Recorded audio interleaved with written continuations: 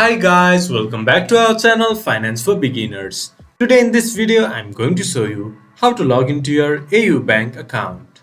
To do so, follow some simple steps with me. First of all, go to your browser and your default search engine. Then search AU Bank Login.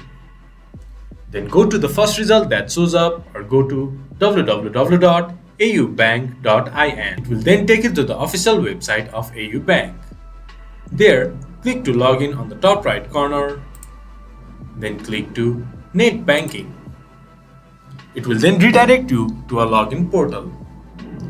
There, enter your username, then enter your password. Enter the CAPTCHA in the box below. Once you have entered all the login credentials, click to login. Then you should be able to access your AU Bank account.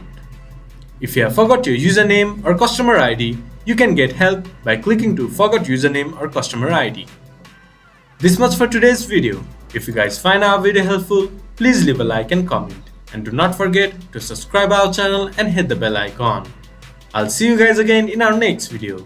Thank you for watching.